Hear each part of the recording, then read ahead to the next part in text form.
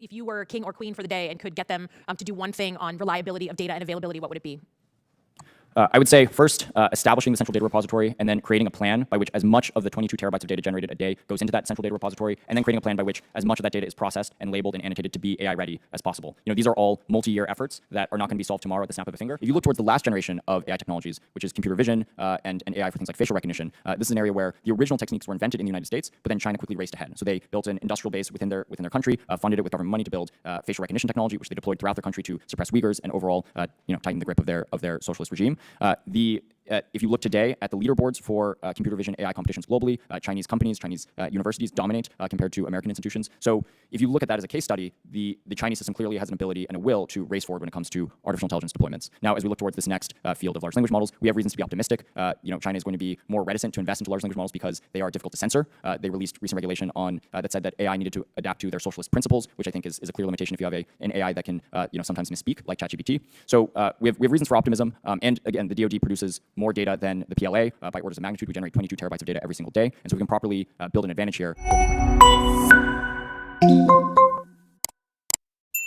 think supply chain and military logistics, and a lot of what we'd call kind of back office military capacity is what is likely to be reshaped by AI in the near term, which can sound innocuous and not so scary. Not after Ukraine. I mean, not after watching Russia and Ukraine. I'll be happy to invest in more improved logistics, given what we've just seen in the buffoonery and the Russian military. But I just want to make sure Mr. Wang has an opportunity. That's a good one, and it's not a scary thing. It's just a more capable and competent adversary, whoever they are. Mr. Wang. I would certainly agree that the application of AI to back office functions, logistics, and just overall optimization is really critical. If you look towards the way, the areas where the PLA is investing into artificial intelligence, it's for autonomous drone swarms, whether that be aerial, subsurface, or ground. They're investing across all fronts. They're investing into adaptive radar systems, which jam and blind U.S. sensors and information networks. So they're investing across the whole spectrum in artificial intelligence to sort of set the new tone of warfare with this technology. And so, we need to be investing across the slate. That being said, I worry as well about the risks in deploying these AI systems without proper guardrails. And for me, it really comes down to implementation, which is test and evaluation. So how do we know that for all of the artificial intelligence systems that the DoD is likely to deploy over the next few years and the next decade, how do we ensure that each of these AI systems adhere to the DoD ethical AI principles as stated? So I think it needs to be a standard part of the procurement process is a test and evaluation mechanism to ensure that every instance where a program within the DoD is looking to use artificial intelligence, that we have the right testing and evaluation to ensure that it adheres to our guardrails. And I know that the department is working hard on this data labeling problem and trying to, it's an enormous task to ask tends to be stovepiped organization to share data, make it available, label it, make it usable. If you were king or queen for the day and could get them to do one thing on reliability of data and availability, what would it be? I would say, first, establishing the central data repository and then creating a plan by which as much of the 22 terabytes of data generated a day goes into that central data repository, and then creating a plan by which as much of that data is processed and labeled and annotated to be AI ready as possible. These are all multi-year efforts that are not going to be solved tomorrow at the snap of a finger. They need to be solved through long-term planning and long-term coordination. Great, thank you very much. While my legislation focuses more broadly, I want to ask for your thoughts on where the DoD currently stands when it comes to AI and machine learning. Where is the U.S. compared to our adversaries such as Russia and China with respect to fully implementing the latest capabilities? Are we years ahead? Are we on par? Are we years behind? And what are some ways you would plan for the DoD to speed up the adoption and implementation of AI effectively at the department? Mr. Wang? So when we look at the new technologies like large language models, like ChatGPT, that have sort of really come to light over the past year, I think that's a jump ball. This is a new technology that we need to implement as quickly as possible. They're trying to implement as quickly as possible, and we'll see how that develops. If you look towards the last generation of AI technologies, which is computer vision and AI for things like facial recognition, this is an area where the original techniques were invented in the United States, but then China quickly raced ahead. So they built an industrial base within their country, funded it with government money to build facial recognition technology, which they deployed throughout their country to suppress Uyghurs and overall tighten the grip of their socialist regime.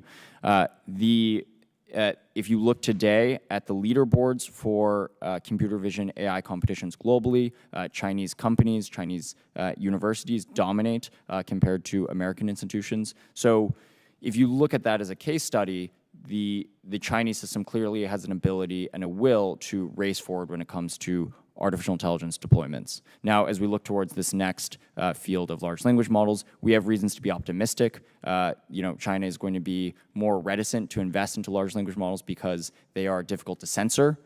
They released recent regulation on that said that AI needed to adapt to their socialist principles, which I think is a clear limitation if you have an AI that can sometimes misspeak, like ChatGPT.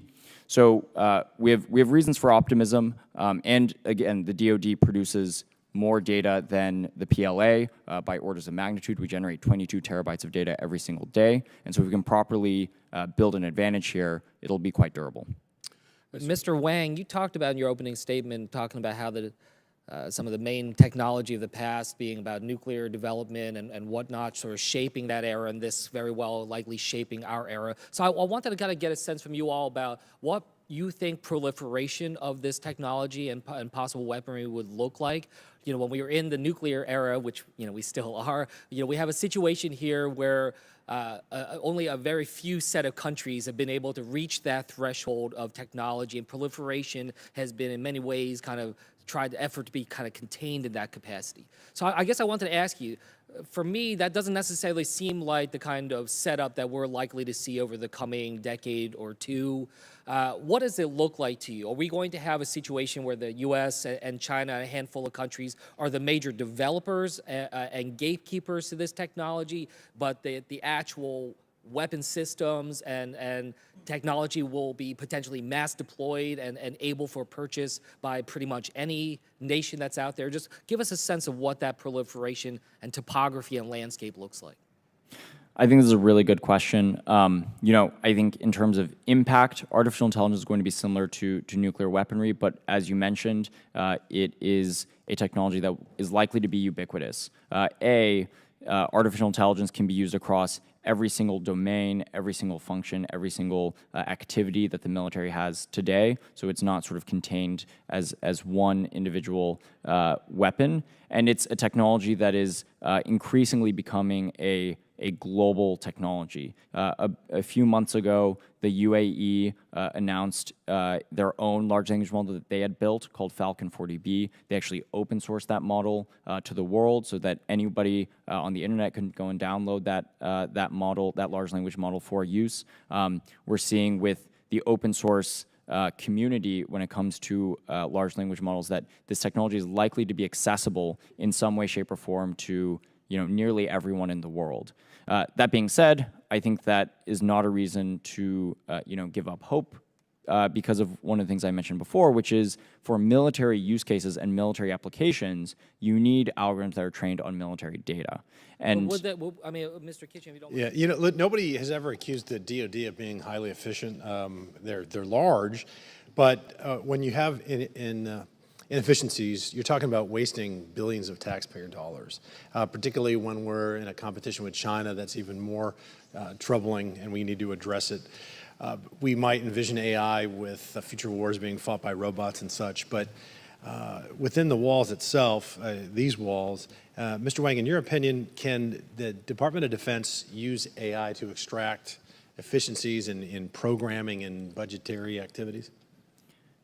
For sure. One of the areas that we've already worked with some of our DoD customers on is using artificial intelligence and large language models to help digest requirements that are given by the DoD. You know, there's so many groups within the Department of Defense that are generating requirements and matching those requirements up with capabilities in the private sector or new capabilities that the DoD develops is an incredible potential efficiency gain. There's hundreds, if not thousands, of applications like that of artificial intelligence towards making the DoD a more efficient organization. So I'm incredibly optimistic about the ability to use AI, whether it's in logistics, back office, in personnel-related matters, to build a more efficient force that wastes fewer resources and ultimately is able to have more force projection capability. I think it's the same thing holds for increased accountability with DoD contracting and spending.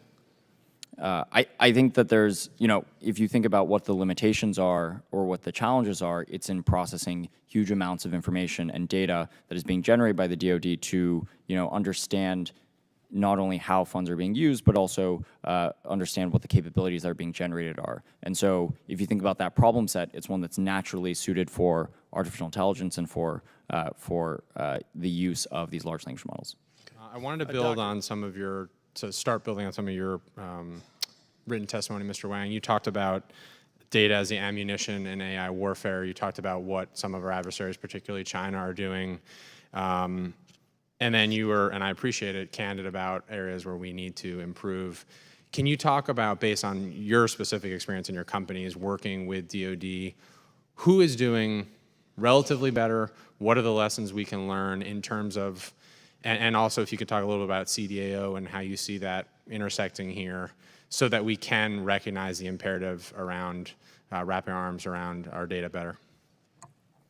Certainly. So the groups that we work with, by nature of us generally working with the more forward-leaning groups within the DoD, are forward-looking. They're extremely innovative, and they've incredible in terms of taking on this technology as a key part of their go-forward strategy and building impressive capabilities. So we've worked with many of the early programs in the DoD for use of AI, and by and large, I've been incredibly impressed. That being said, I think now is an opportunity for us to build on those successes and really take this moment in the technology and speed up our deployment. It's incredibly important that we build on our past successes, that we're able to more scalably deploy this technology across the entire DoD, rather than being limited to a few innovative cells within the DoD. As I mentioned a bit ago, the DIU and the CDAO have been some of these areas, some of the groups within the DoD that have been able to have fast procurement cycles and generally innovate when it comes to use of artificial intelligence, but that needs to happen across the entire Department of Defense.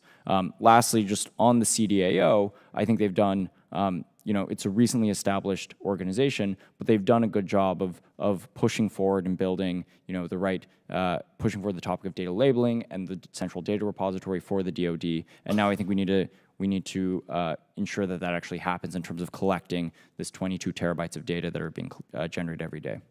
Thank you. And just to build on that and bring in anyone else who wants to add here, is it even possible to do that from the top down? I mean, I understand the importance of setting the right tone and direction, but if we think that creating a new office it's necessary, but I would argue not sufficient to really, if we're serious about wrapping our arms around this, it should be emphasized and trained and reinforced at much more broadly. Do you agree with that? Any ideas from anybody on how to do that, particularly looking at how others, adversaries or allies, are doing it? A combination of top-down and bottoms-up is necessary here, because the individuals who are making the decisions of when they get a new hard drive off of a military platform and they need to make the decision of what they're going to do with that hard drive, we need all the way down to that individual to understand that hard drive is full of data that will fuel the future of American military leadership. And so they need to understand that as viscerally as we do from a top-down perspective within the CDAO or within this conversation. So it requires a whole of DoD approach to be able to properly achieve this outcome. Begin by recognizing myself for 5 minutes. I want to return to Mr. Gates' question about key allies in the AI competition. You all mentioned, our most obvious allies. I mean, I think you're right. I'm not detracting from that answer. Five Eyes, NATO, EU. I'd like to invoke Jared Cohen's concept of sort of geopolitical swing states, perhaps countries that may not fit neatly within the free world paradigm. What are the emerging AI superpowers that we may not be thinking about, or let's just say states that punch above their weight when it comes to AI that we need to be cultivating and ensuring they're not Finlandizing in the Chinese Communist Party direction? I'll start with you, Mr. Wang. I do think it's really important, as AI sort of promises to be one of the most important technologies, both economically and militarily. There are a myriad of countries that are all getting involved. Kind of as I mentioned, the UAE has a very dedicated effort towards artificial intelligence. They've open source models. They're continuing that series of developments towards building bigger and more powerful AI models. We don't know if they're going to open source them, but we'll see. I think it's important that as they develop those, that we try as hard as we can to make sure those follow our principles and our governance regimes. India is another key country, obviously, very critical when we think about geopolitical allies. But also as you think about their developments in AI, they have an incredibly active tech sector, and they have stated efforts to develop large language models within their country. So these are some of the countries I would say that from an AI perspective seem to be racing ahead, and ones that we want to ensure are thinking about artificial intelligence and its impacts in the same ways that we are as a country. When Chairman Gallagher and I had that conversation with Elon Musk, he said that AGI was 5 to 6 years away.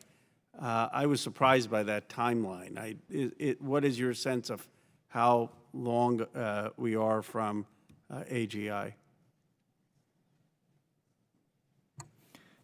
AGI is an ill-defined concept, and I think many folks. Could you define it, since we're not doing acronyms? Yeah. You're the guy. Sorry. AGI stands for Artificial General Intelligence. The idea that we would build an AI that is sort of generally intelligent in the way that humans are. It's not a super well-defined concept because even in using the current AI systems, you'll notice clear limitations and issues and challenges that they have with doing even things like basic math.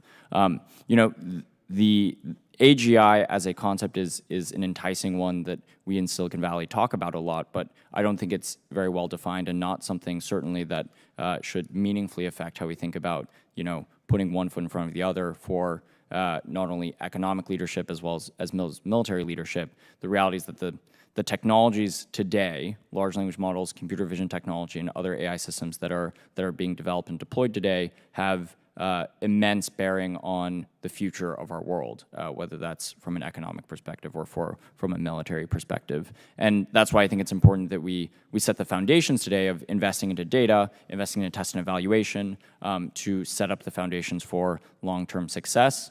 My last comment as it comes to AGI prediction timelines, I think this is often a way to sort of distract from the current conversation, which is, in my mind, very important. Maybe I'll quickly ask my last question, which is, do you think we need any DoD clearance for any types of AI like we have for nuclear technology?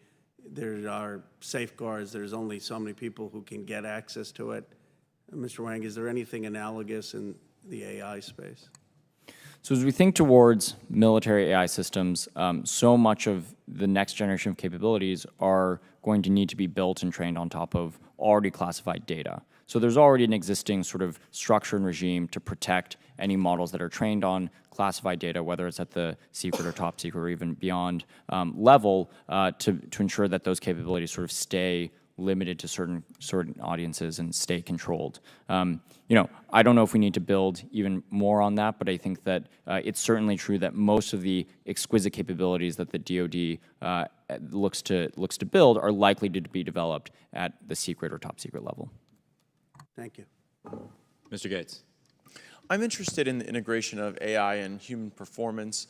We always are very touched whenever we have casualties that are in training or otherwise that are preventable. What have any of you learned about where some of the potential lies in utilizing AI in integration with sensor technology or other types of human performance capabilities.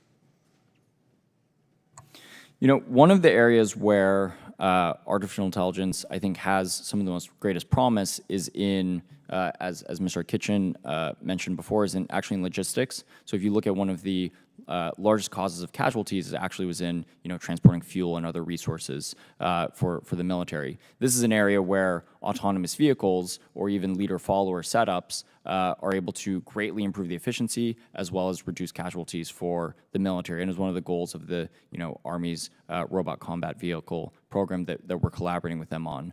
As we look further, these AI systems are assistive technologies. With our Scale Donovan platform, we're able to assist in key decision making.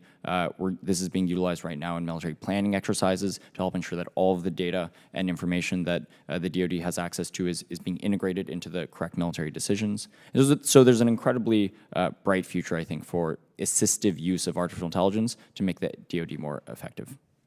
And I'm going to apply what I call the justice test, which is a reference to my 96-year-old grandmother, Virginia Justice, who's very smart, but is not even a member of the flip phone generation, let alone the AI generation. So I want you to imagine you're sitting across from my grandma. You each have an old-fashioned in hand. Her late husband was a World War II vet. And you get to explain to her why AI, what she needs to know about AI, why this conversation matters, both for the future of warfare as well as her life and the lives of her children and grandchildren. What do you say to the great and beautiful Virginia Justice? If we look towards World War II and the last era of conflict, new technologies like the atomic bomb were critical in ensuring that we both had American leadership and that the values that America upholds were able to continue to prosper and set the tone for the development of the world. We're now embarking on a new era of the world, one in which a new technology, artificial intelligence, is likely to set the stage for the future of ideologies, the balance of global power, and the future of the relative peace of our world. Artificial intelligence is an incredibly powerful technology that underpins nearly everything that we do from an economic and military standpoint, and therefore it's critical that we as a nation think about how we not only protect our citizens from the risks of artificial intelligence, but also protect our ideologies and democracy by ensuring we continue to be leaders. Mr. Kitchen?